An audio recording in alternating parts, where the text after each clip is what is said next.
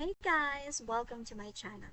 Good morning, good afternoon, and good evening kung anong oras man kayo nanonood ngayon.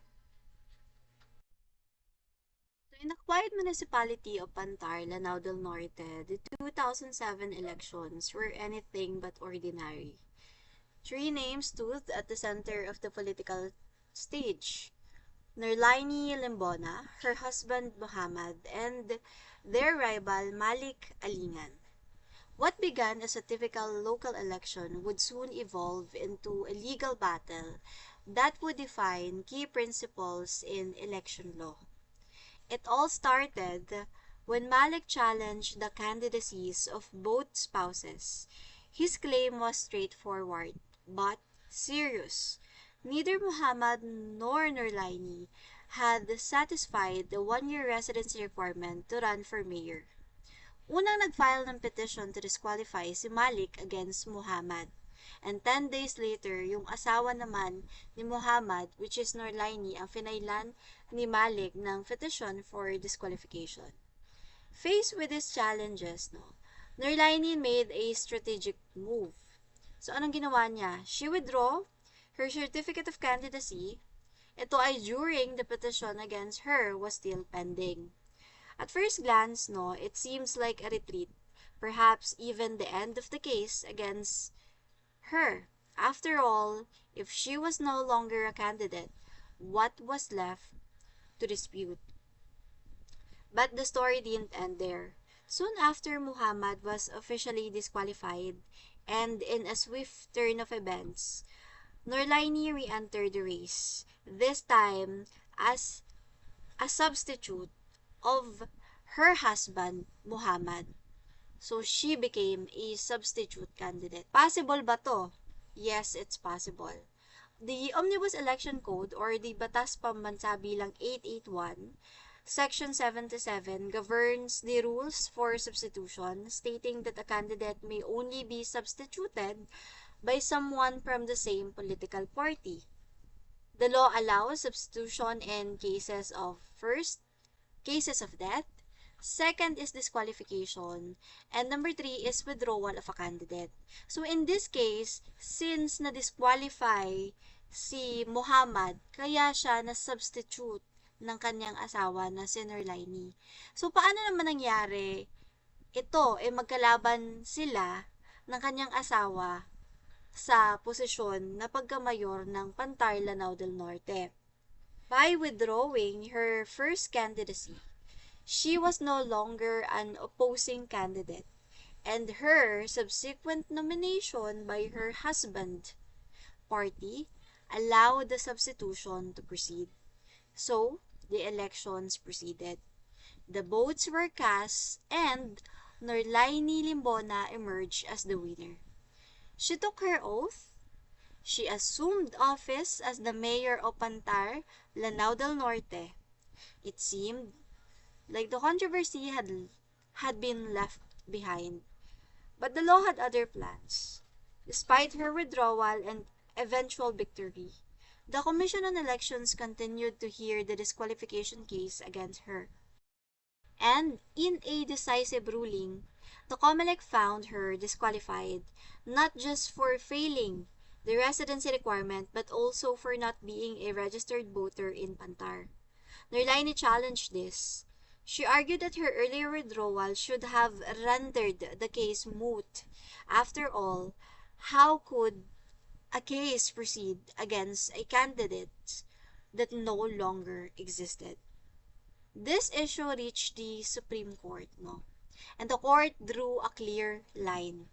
Withdrawal of the Certificate of Candidacy, it said, does not erase the legal consequences of filing one.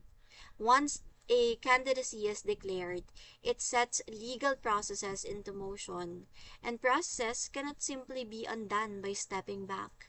In other words, withdrawal is not an escape. The court went further that even the approval of Norlaini's substitution did not mean that she was qualified. The COMELEC's acceptance of her candidacy only confirmed that her documents were in order and not that she met the legal requirements to run. Then came the heart of the matter, the residency. In election law, residency is not just about where you stay. It is about domicile, a fixed, permanent home. It requires not only physical presence but also the intention to remain there indefinitely and the intention to abandon any previous residence. Norlaini claimed that she had been living in Fantar for nearly 2 years. But the court was not convinced. Her evidence consisted mainly of her own statements, uncorroborated, self-serving, and lacking independent proof.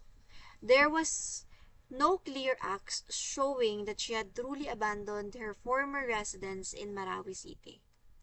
Dito kasi, ang present lang niya na evidence that would prove her residence or her residency as required by the local government code in Pantar, Lanao del Norte is yung affidavit niya.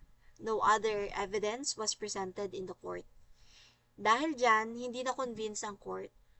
Siyempre, statement niya yon yung nasa affidavit. Alangan namang magsabi siya ng mga bagay na hindi pabor sa kanya. So, even more decisive was the legal presumption involving her marriage. So, under the law, the spouses share a common domicile. Ito ay may kita sa family code na dapat ang mag-asawa ay magkasama sa iisang bubong. E na-disqualify nga yung husband niya, di ba? Dahil hindi na-satisfy yung 1-year requirement of residency. Her husband had only transferred his residence to Pantar in November 2006, far too late to meet the 1-year requirement before the May 2007 elections.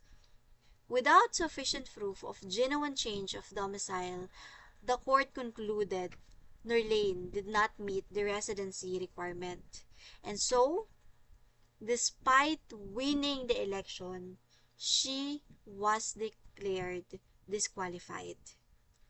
So, even if, in this case, na-disqualify si Norlane as the mayor of Pantar, Lanao del Norte, ang i-declare na winner, the current vice mayor instead. So, the law on succession is applied. The vice mayor duly elected would step into the role of the mayor. This is pursuant to the Local Government Code, Section 44. So, in the end, the Supreme Court affirmed the COMELEC's decision. The ruling sent a powerful message. In elections, technical maneuvers cannot override substantive requirements. Withdrawal does not erase accountability.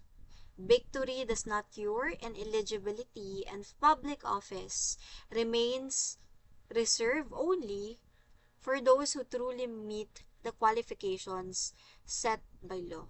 Because in the eyes of the law, the integrity of the electoral process must always prevail. So that would be all. Thank you for listening, and please subscribe to my channel, and see you next time.